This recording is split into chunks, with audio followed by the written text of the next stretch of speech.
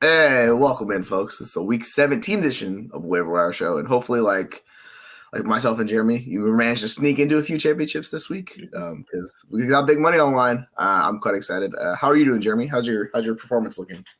Yeah, fuck, man. I was so good. Quarters were great. I was 8-1. I had 4 or 5 buys, and then I just got decimated this week. 6-7. So moving on to six finals, which is awesome.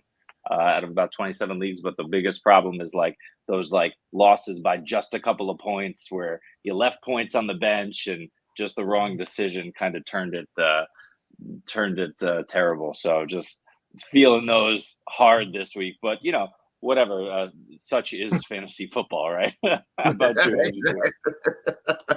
And yeah, I'm using a spare bedroom here, Aaron. We're cutting it short here. I don't got a room, so I picked a spare bedroom to just hop into because my daughter's out there with my family and everything like that. So yeah, you want some chaos in your life? Throw my daughter on the screen. She'd probably be naked running around enjoying herself. But yeah, for myself, it was a very interesting week. Like I can't. So a few of them went well, a few of them didn't, but it's kind of fantasy, right? You just live with what happens. Put the best lineup out, and you go.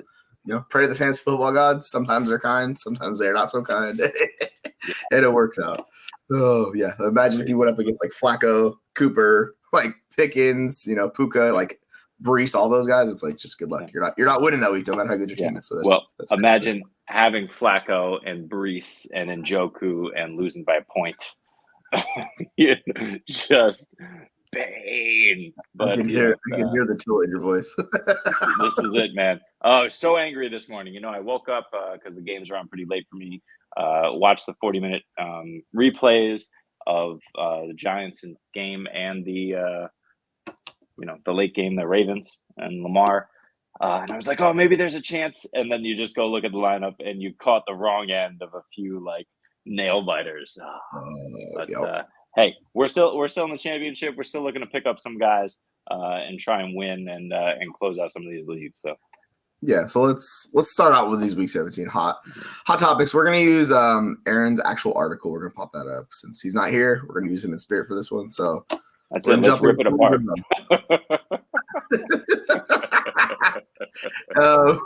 We'll start off with quarterbacks. As you can see, the king, Mr. Lee himself, Joe Flacco's at the top. I don't know why. 36%. What are we doing here, folks? The guy's chucking it, YOLO bombing it. That's what I'm saying. He's literally giving you 20 to 30 points every game. It's just fantastic. Doesn't matter interceptions. He's immune. He doesn't care.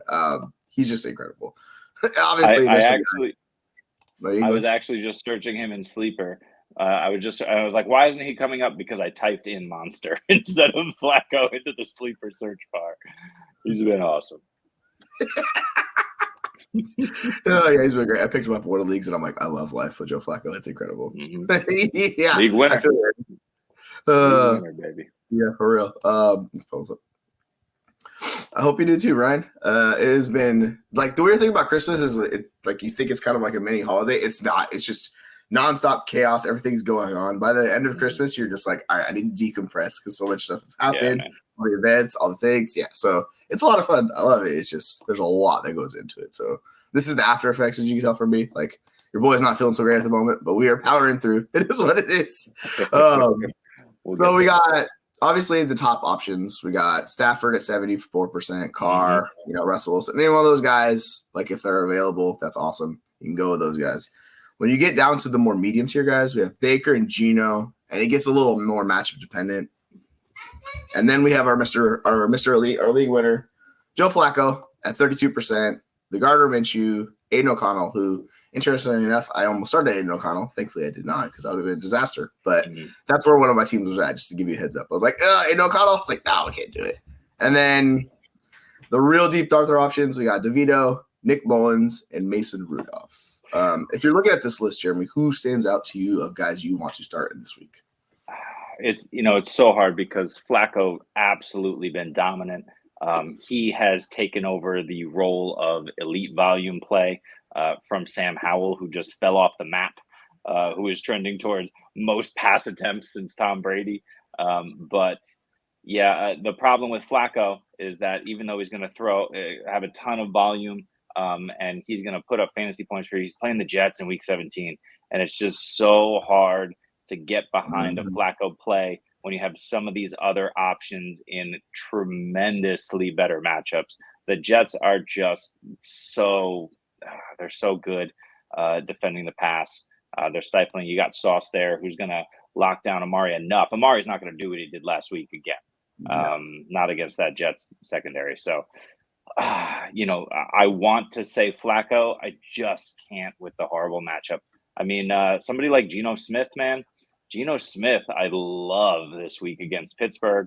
That defense managed to turn it around a little bit last week, but they're still going to get gashed, right? That Seattle offense is going to move the ball. Everybody's healthy. I guess Walker is healthy. He's playing anyway. But that Seattle offense should move the ball against Pittsburgh. I really love Geno and how he's looking and how they should go. And then stay in the flames with Baker Mayfield, right? That New Orleans hasn't really been anything that's been particularly scary with Marshawn Lattimore out. So, I'm staying in the flames with Baker there. Those are the two I love. And then I don't see him. Oh, I do see him at the bottom there. It's Nick Mullins. He's throwing picks left and right. Nick Mullins is, but I don't really care. That Green Bay secondary, it'll depend for me if Jair Alexander plays, but I think he's likely out. Is he IR'd? I'm not actually sure. Done. Yeah, he might be. I'm not 100% sure either way. But since he left the lineup as well, you can throw all over Green Bay. So those are three guys that I really like. And then of course you have Matthew Stafford, who is looking like a champion, and the Giants they're okay. So I like some of those lesser options. But if Stafford's there, he's probably my number one. Yeah, I think if you can get your hands on Russ against the Chargers, that's a primo matchup, and it's really hard to just throw that down. We saw it was looking rough. Like I was watching that Christmas game with Russ, and I was like, my team is going to face plant, and then all of a sudden they turned it on a couple touchdowns at the end, and I was like, okay, we're back, we're good. But yeah, it was treacherous, and he's going against the Chargers defense. We've seen it; they just can't stop anybody. They're really really bad. So I think, like you're saying, Stafford. Obviously, I think Russ is up there too. If you can get either one of those guys, which seems unlikely at this point in the season, but if they are available, those will be my top guys with you. And then, like you're talking about, you can go Geno, Baker, both have good matchups. You roll with it. You really want to go struggle with it with Flacco. I think, interestingly enough, the team that Mullins is playing, if you're going against Jordan Love, I think Love is an interesting one too. If he's available, he might be, he may not be, but he's been on fire, and he had a bad matchup last week. It did not matter. Jordan Love just absolutely torched the Panthers. So and no weapons. Yeah, with no weapons. It's insane. He's been playing great. So, it's some good options this week where you should be able to find someone you could stream. So, You may be worried about it, but you just kind of got to trust your gut with some of these few calls because we're splitting hairs with a few of these guys, right? With Mullins, he might get benched. You don't know with Nick Mullins just because he's literally just doing the most bunker stuff quarterback play they've ever seen. He'll throw routes. I think it was like a dig route that he threw that is literally double covered, guy in front and back. He still chucked it and right to the defender. And I think one of the PFF guys was like, "What are you doing, Nick Mullins?" And I was like, "Yeah, I don't know, man. It's just he's a wild quarterback." So you can just live in that. Meanwhile, we saw some of those catches Justin Jefferson made last week. So that's the other end of the spectrum, right? Is you got weapons on some of these cases that'll bail out some of these guys. But I agree with you. Like Russell Wilson, the Chargers are horrendous. They've given up on the season. They kind of tried to do a little something last week, but with Staley gone, but they also just cut bait with a lot of Staley guys, so they're kicking dudes off the team. They jettison the coach, so it's over there. So Russ is a great option. Yeah, and I will say the one guy that's not on this list who might be. Oh no, never mind. I saw him. He's Derek Carr. We talked about him this morning. I was like, Derek Carr just popped up. I was like, where is he? I was like, oh, he's top of the list. Duh. He gets Tampa Bay. He's the other guy who, if he's available, that's a really good matchup, and you can take advantage of it. We didn't think Carr had a ceiling, and he's like, hey, guess what? My ceiling showed out, and it was beautiful last week. So if you want to stay hot with Carr, I think that's another option. Is there anybody else, a quarterback you would target besides the guys on this list? Absolutely not. I don't want anything to do with a lot of the fringe options if they're not on this.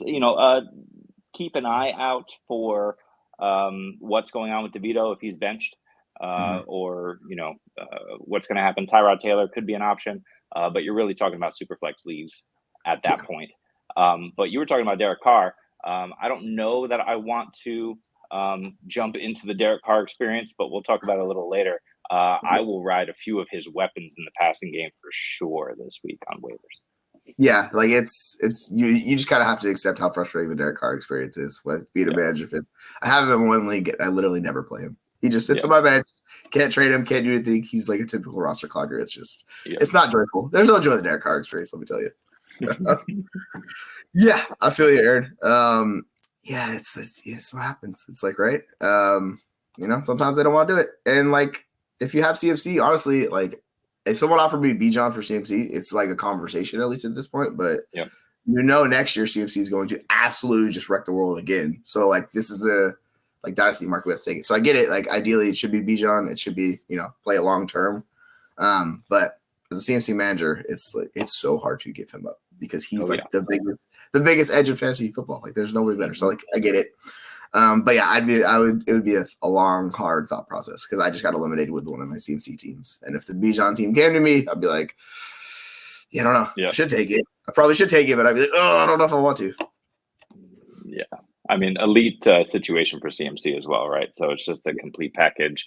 That said, I'd probably go with Bijan. Just age, right? You just want that those more years. Right. You're saving hopefully similar production. Like 6 years, I think you're trimming off. So yeah, it's quite a long shot of years. All right, speaking of running backs, let's kind of jump into running backs. There's Ty Chandler, who the photo we did not really do much from Ty Chandler. I was expecting a blow performance from him personally. He literally got the touchdown and didn't do anything else. So it just seemed like a weird game script. I don't know how much we want to read into that, but he's the guy in the backfield. Madison was playing. He didn't play much of a role, so you can ride it again if you want to. But I think some of the other options here are interesting, like Ezekiel Elliott for New England, 77%. He's a smash rostered one guy. Jaylen Warren, he doesn't have the ceiling that Zeke has, but he's a solid 4 play. Like you get him, you know what you're getting. There's Ty Chandler at 71%. We can drop down to the median options. There's Zach Charbonnet, Roschon Johnson, Jerick McKinnon, all in that 50 to 60% range. Of these top 2 tiers, is there anyone of this group that you particularly prefer, Jeremy? I don't think you can trust Roschon. I guess so. I don't prefer him. Khalil Herbert just came out of nowhere with a really nice game, which I was kind of afraid of when I heard form was out. McKinnon, kind of same deal. We don't know what's happening with the health of any of those guys, including Pacheco, who I think was concussion, right? Got a nasty knee to the head during that game. So I'm probably looking at Ty Chandler. I just want to check the matchups again real quick. Chandler has Green Bay. It's not ideal, but it's not bad. And that Minnesota team, we know that defense can at least make it difficult for Jordan Love to score 100 touchdowns in that game. So they should keep it close, and Chandler should be involved. Alexander Mattison, 9% of snaps and 2 touches last game. So if you're curious how that's shaken out, last week they finally made the complete switch with Madison seemingly healthy. So I'm riding Chandler. And then, of course, the other one you mentioned was Zeke Elliott. The Patriots got nothing else to play for, but, Zeke has enough to play for. He's trying to stay in the league next year, right? And the Patriots winning. What are we doing here, guys? Come on. Like, we need a better draft pick. But that's against the Buffalo defense that has been a little bit better of late. So, yeah, I like probably Chandler, Zeke, and then, unless Walker is out, I'm steering clear of Charbonnet and the rest of these options here. Yeah, that was one thing that worried me about Roschon and that whole backfield situation is it's just been all up and down all year. No, we saw right before the bye, Roschon saw 70% of snaps. They come back, he sees like 20% of snaps. And I'm like, what are you guys doing here? What's happening? And then they finally bring back Herbert the last few weeks. It's a cluster. I really don't want to trust it, particularly this is championship. This is where all the money is. I really don't want to put all the money on Roschon Johnson. Be like, all right, yes, we're rolling Roschon. So watch him go off for 30 points. I'll be like an idiot. But that's just kind of is what it is with these guys. You want the sure thing. So I think for me personally, if you can get Elliott, we saw he had 11 targets last week. That's just money. I get it. I trust his volume more than Warren's, and like I like Chandler, but I want to see more from him. So if I was like picking those top guys, I would have Elliott above them, and then it would basically I'd shoot the shot with Chandler because I know there's a chance he's like the entire backfield, whereas Warren's still splitting the work with Najee. It's just so difficult for him to hit that quote unquote ceiling that we need in these matchups, right?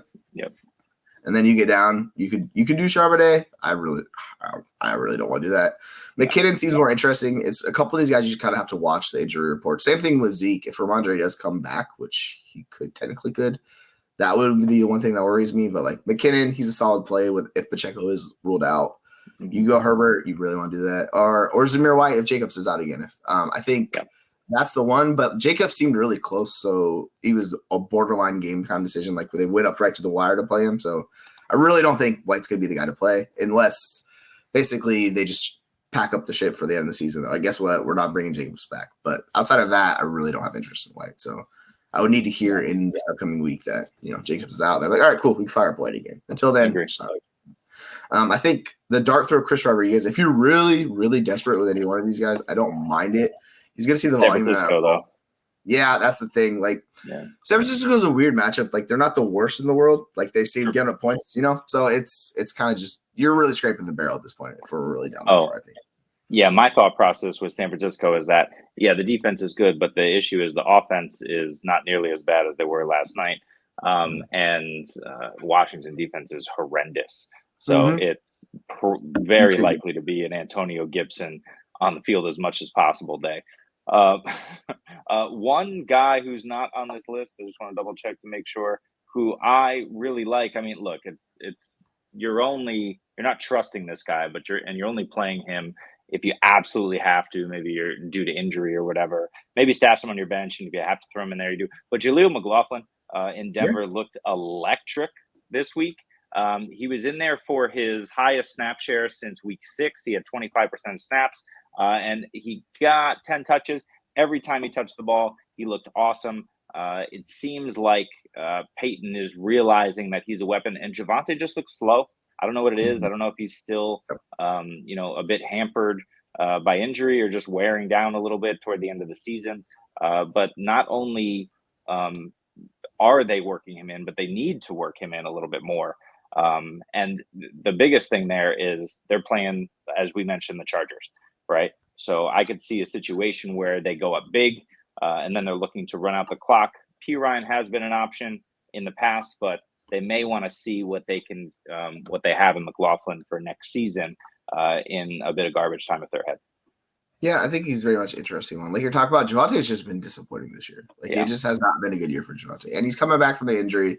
So like we kind of expected that, but like seeing it firsthand and throughout the year, he hasn't really gotten better, and that's the more like red flag would be where it's like, all right, what's the ceiling with this guy? How good is he going to be? And he just really hasn't done much for you. So I get it. You got to see what you got. And Sean Payton's always had a scat back like that, which Jaleel McLaughlin is. Like he's going to play a role in this offense. So I think we've seen weeks where he's taken a little bit more and gone back and forth. But overall, yeah, like I don't mind firing a dart. If you're desperate, if you need players to play, you need to chase something with it. Like, yeah, go for it. You could definitely do worse in the deeper leagues. Like it's some of these leagues I'm in, there's just nothing available. Like these dynasty leagues, like, all right, man, I either got to make a trade if there's trade deadline is no there, or I got to just pick the waiver and hope it works out. So yeah, I'm 100% with you. Cool. Let's see. Fantasy Super Bowl, nice. So yeah, it depends. Well, we're gonna jump into it in a second, yeah. Yeah, we're gonna talk about wide receivers in a second, and then we can kind of hit your roster up too. If you like post your roster there, we can kind of give you what we're talking about. So we'll jump into wide receivers for a second. We'll go from there. Obviously, OBJ, top guy. He's at 71%. It's him, and it's 2 injured Packers, Jaden Reed and Christian Watson. If either one of them is healthy, I'm very interested in those guys. I just don't know them. So yeah, I'm a big fan of Christian Reed or Christian Watson. Jaden Reed's been like the guy that's kind of had a Deebo Samuel light role with Green Bay where he gets some snaps on line scrimmage, he gets some end around, things of that nature.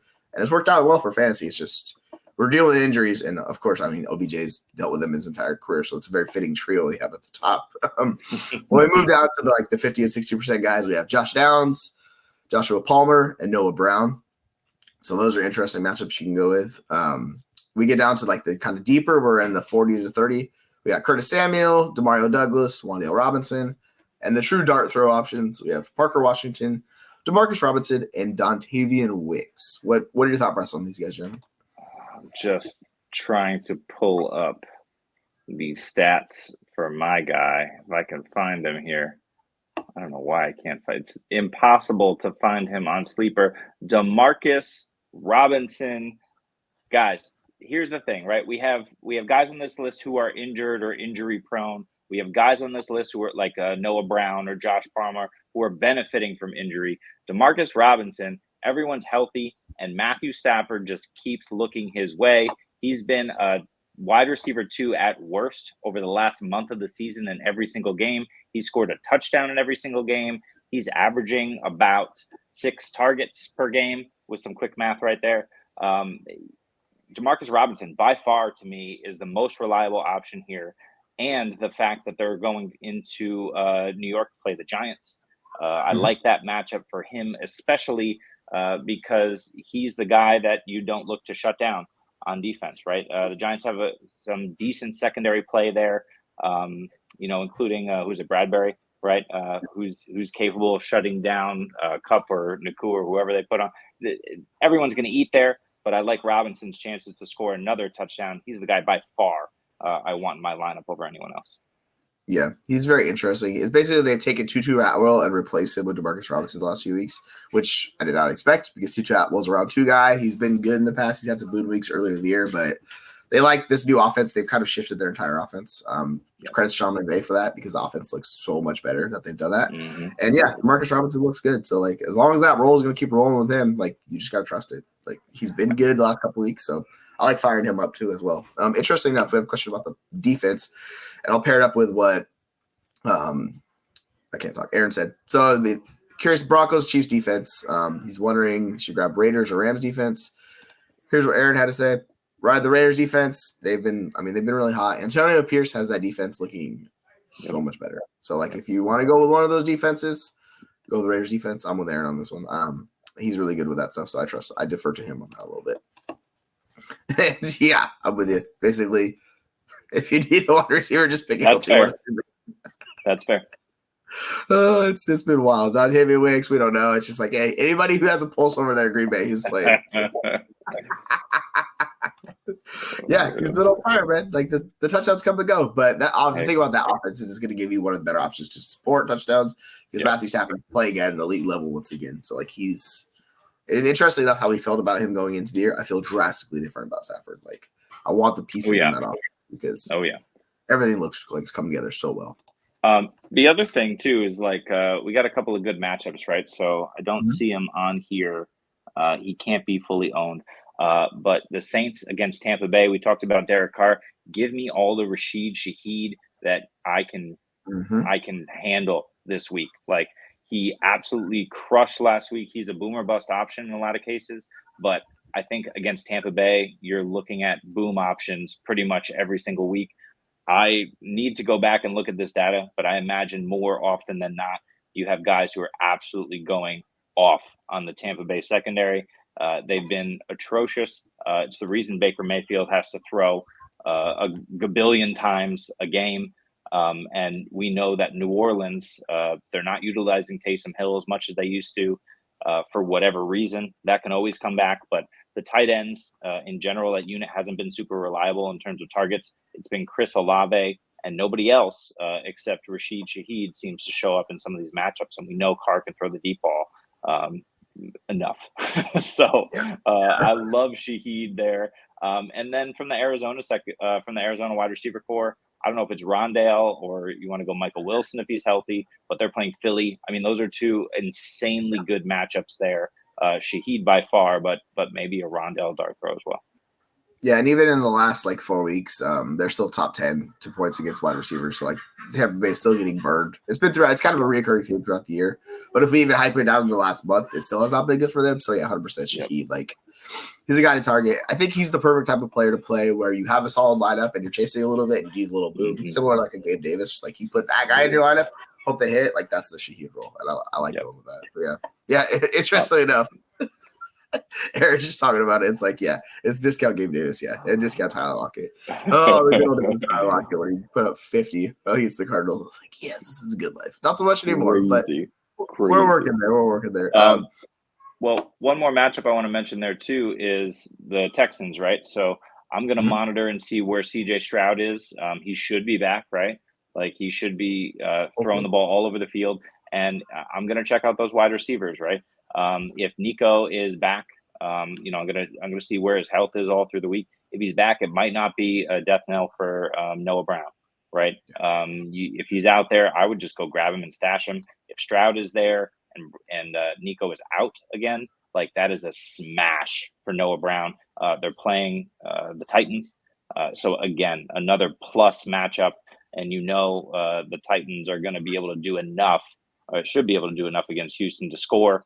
Keep that game competitive. So Stroud should keep throwing the ball. So that's a good stash for me as well, Noah Brown. Yeah, I like that call. Because this would be the third week we miss him. Like, if you're missing 3 weeks for the concussion, like you might as well just shut Stroud down at this point. Yeah, because that is something very, very serious. So I hope everything's okay with him. Yeah, and like if he's back, then like you're talking about, he's supported multiple options this year. We've seen it with Nico and Tank earlier in the year, and even a third guy like Brown would get involved then too. So yeah, 100%. If he's back this week, I feel much better about those options. And Noah Brown in particular, I won't care if Nico's back at all of that. I think Downs is an interesting one as well, too, because the target volume is just absurd in that offense, like when they pass. They're playing the Raiders, so it's very boom bust with Gardner Minshew. But like we've seen Pittman miss this last week, so keep your eye on Pittman. If he's out, then you have Josh Downs once again. Smash it up, and my whole family's trying to come into this room. So it's getting very one more deep league option. I don't love it, but I would throw a deep league dart at DJ Chark because he's available, right? He had a huge blow up game, but the bigger thing for me was that even though it was against Green Bay, the fact that DJ Chark went 6 for 8 for 98 and 2 scores it wasn't so much Chark, although Chark looked good. It was Bryce Young looked actually really good in that game, right? If he's kind of figuring it out and finding a little bit and continues to improve over the last few games of this season, Chark could be the beneficiary with Thielen drawing coverage, and they have a really nice matchup this week. Carolina does in Jacksonville, who has just looked really bad on D. So again, deep league option, but if he's there, you could take a shot. Yeah, like there was life with that offense. So if there's life with that offense, like you want the wide receiver involved. And obviously at Green Bay, like you're talking about, their defense, pass defense has not been very good lately. Yeah. So it is what it is. But you could take either one of those options. If someone dropped Thielen maybe because they're so frustrated with him, or any one of those guys, like totally on board. Like you just ride it and hope it works out, because this is the make or break week. There's nothing else after this week unless you're one of the few leagues that's playing week 18. I don't have any leagues like that person. Do you have any leagues that are playing week 18 championships? God, no. I did a year or two ago, and it was like the worst mistake ever, because I think maybe it was even earlier than that. I just remember, a couple of guys sitting. I think Stafford was a guy when he was on the Lions that they like were going into the playoffs, and it seems wrong. But it was somebody who was like they were shutting down guys and sitting them, and it happens less these days. But you just don't want to risk that potential option of studs getting extra rest. So no. How about you? Yeah, it's no. I don't think I've ever had a championship in week 18. Like now that I'm reflecting upon it, like I can't remember a time where I've been like, oh yeah, I got a championship. Every time I've been like, thank goodness I've never had a championship. Because guys are getting benched. You don't know who's going to play. It's pure chaos. It feels like a very odd time for a championship, especially at a really good team, and they just shut everybody down. You're like, this sucks. Like, yeah, so I'm glad I don't have any leagues like that personally. Yeah, if that's the case in your league, just make that change next year immediately. First thing, just week 17 is it. Cut it off. Yeah, that's why we're like, I don't think we need to do an 18 show. We're good. All right, let's move to tight ends. And Tucker Kraft, he's interesting enough. Like if Musgrave is back, I'm not sure if he's back, so I need to take a look at this. But he's top guy in an article, so. Tucker Kraft has been good in the time Musgrave has been out. So if you're looking for someone to step back into that role, Musgrave is the better tight end in that offense. He was the tight end above him. Unless he's getting Wally pipped, which I doubt he's getting Wally pipped, which is a reference for the old baseball people. Musgrave is very interesting one to play in this week. Outside of him, we got the big names. We have the guys that are 70+%. We have Darren Waller, Isaiah Likely, Dalton Kincaid. And let me tell you, the Dalton Kincaid experience has been rough lately. So if he's available, I would just let him lie. Like I'm not going to go with Dalton Kincaid this week. Agreed. It's been awful. So for those pass catchers in general, the medium league options, Taysom Hill, who just burn the crap out of people. So he's just a roller coaster, right? So. You just can't do it. At championship week, you can't. I mean, Taysom Hill was super consistent earlier in the year out of nowhere for like an 8-game stretch, but they stopped. Look, maybe he goes off and scores 3 touchdowns this week. It's certainly possible, but there's no way I'm putting him in my lineup. You just can't trust him right now. Yeah, I would say if you were willing to play him last week, you should be willing to play him this week. But you just accept the range of outcomes with him is probably the biggest in football of anybody. Like he can put up 0 or he can give you 30, and you don't know where it's going to. Like it's literally just a sliding scale. We have no idea. And Aaron's saying, yeah, Musgrave's eligible to return, so still no word if he plays. So I would prefer Kraft up until we know just no information on this. Like Kraft's been good. If he's still available, grab him. But if Musgrave's back, then it becomes conversation, right? You come back and you go there. When we get to the guys that are a little bit lower, we have Gerald Everett at 52%, Tyler Higbee at 52% as well. I think both are good options this week. We go to the deeper league options. Schultz is really interesting if Stroud comes back. Then we get the good quarterback with his pass catch tight end, and we've seen how Schultz was thriving earlier in the year. We have Musgrave at 27%, Tucker Kraft, so both Packers tight ends right there in the mid 20% for you. And the really true deep dart throws, we have Juwan Johnson, Hunter Henry, Michael Mayer. Who are these guys that kind of stand out of this list for you? Yuck. I've been rolling with the Isaiah Likely experience, but it just kind of blew up in my face a little bit. I mean, not yardage wise, but he didn't get into the end zone, which is really what you need. And they were ahead surprisingly by a ton. The Ravens were, and they didn't need to utilize the passing game as much in the second half. And the Ravens again play Miami. Miami's defense has looked awesome the last month and a half here. So I just can't roll with Likely. I can't roll with Waller after last week. And like you said, Kincaid is dead to me. The guy I love here is Gerald Everett, right? There's just no weapons left. Easton Stick is surprisingly taking some shots down the field. But Gerald Everett is the beneficiary of those dump offs. He's looking for him in short yardage and over the middle. And if I really need a tight end that I need to rely on this week, outside of Gerald Everett, who is probably my number one, if CJ Stroud comes in, it's Dalton Schultz. Those two for me are far and away the best options. I don't want to mess with the Green Bay situation. It could be good, but if both are healthy and rolling, I'm out there. And Hunter Henry against the Bills, the Patriots, they keep winning, but we want them to lose. Like, let's just not continue that experience. I can't trust him. So for me, it's definitely Everett and Schultz above everyone else here. Yeah, I think Everett's actually a really interesting one. They have a really good matchup this week against the Giants. So it's the Broncos. They are third in fantasy points allowed to tight ends the past month of football. So if you want to ride that lightning with both Easton Stick, who, backup tight ends or backup quarterbacks target tight ends higher rate just because it's easier to check down passes, right? So it kind of works out for him. He gets a good matchup. Interestingly enough, the one that surprised me is Cleveland is the worst in fantasy points allowed to tight ends the past month when they were lights out. They were literally just completely out. So I don't know what has happened to that defense. I'm assuming they're missing a few guys, and that has completely shifted how their defense is playing. So you could roll with Conklin this week. It's a really juicy matchup the past month. So if you need someone and you're desperate, Conklin's available in most leagues. People don't trust him. The Jets' offense is really just a disaster. But he has a good chance to touchdown. So I don't mind. Yeah, and that's what you said. You said Grand Delpit's gone. Yeah, and I was just going to say Delpit. Yeah, that's a Delpit situation right there. Yeah, so that completely shifts their defense. So like those two in particular, I like those guys as streamers. If you really just want to target the good offenses, it's either Packers tight end who's healthy, so keep those options open. Like we're not going to know until a few days until they announce it. Like if Musgrave's coming back, if he's not, you could ride Kraft. He's been solid, so you can go Kraft as well. But I think to your point, Everett has a much higher ceiling and could really be juicy for you. Everett has had 8 targets in each of his last 3 games, so I'm riding that volume there with Everett. Yeah, absolutely. You can do that. There's a couple other matchups. If you're trusting against the Seahawks defense, which has been really successful, you could go Freiermuth this week. Just the whole Pittsburgh offense is it's really hard to trust that offense. But it's like the bad offense against a not so great defense. You'll get somewhere in the middle there. So it might work out with Freiermuth, who's been disappointing this year. He's still a good player. So if you want to go that route, you could go that route. But I just don't see a touchdown really in his future for that game. So I would prefer other guys. Is there Is there anyone else you would prefer that's not on this list of tight ends? No. The only thing that I would say is I'm sticking with Trey McBride after a super down week against Philly. They're going to need all the help they can get. He's going to get his targets once again, and I'm just going to roll him right back out there and expect him to produce like he has been, even if after a rough week last one.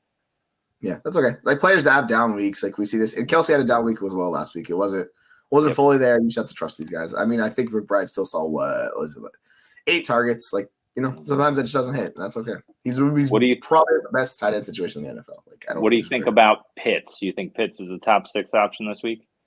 I mean, it's so hard to trust Pitts. It like, is. I know. Like once you get past the Ingrams and the Fergusons and the Goddards, like I think you could make a case for him. I'm probably gonna have him below like Kmet and those guys. So I know projections will have Kincaid above him. There's no way in hell I'm playing Kincaid above him. No, you can't. Not against me. Like that role is just it's a disaster. Like they're literally taking something really nice and they're like, hey, guess what? We're just gonna not focus on you. And that we've seen it with Diggs, and we've seen that offense just kind of just struggle where it's James Cook, and then Gabe Davis went off last week, so go figure. So I'm not really sure what's going on with Buffalo. Seems like they're kind of figure things out, but I mean they have Josh Allen, so you could always ride it if you trust Josh Allen. But man, it's so hard to trust him. He's just been completely uninvolved in the offense. So yeah, like I'd prefer Pitts over him in like the tight end 15-ish range, give or take. I haven't fully like finished my projections. Yeah, that's where we're at with Pitts. Yeah. And that's probably the highest I've had Pitts in like a month. Like I've dropped down to like tight end 20 each week where I'm like, dude, I can't with this guy. And then it's 4 targets in the last 2 games. Each in the last 2 games. It's terrible. It's the Arthur Smith fun offense. Let me tell you what. Yeah, get his ass. Fire his ass. Yeah, his Aaron about Pitts. Yeah. Thank you. But yeah, I mean, in tight ends, it seems so clear you either have a guy or you don't have a guy. Like there's, the guys that are good, and once you get past like tight end 10 to 12, it really starts getting real dicey. Where you're like, the other thing too is Hawkinson. They said it's probably looking pretty bad. I don't know if they came out with the exact info on his injury, but they say the outlook is not good for TJ Hawkinson. So chances are you could be down a tight end looking for one. There's a couple of good options here this week. Yeah, you could go the Chigaquanklos or like really bottom scrape if you wanted to. He wasn't bad last week, but overall we kind of have the guys we prefer on this list. And if any one of these like Waller's available, likely, or one of those guys is available, like an Everett, like I much prefer those guys. When you get down to the ends, it's kind of just like, well, say your prayers, hope it works out for you. It's pray for a touchdown. Tanner Hudson, baby, let's go. I mean, yeah, you could do worse. It's been so weird that one of those Bengals tight ends each week does something. You're like, all right, Tanner Hudson, Drew Sample, whoever, I don't know. If they could just combine them into one player, and the ghost of Irv Smith too, right? Combine them into one player, they might have something, but it's not going to work out. I think probably with that, I think we covered everything.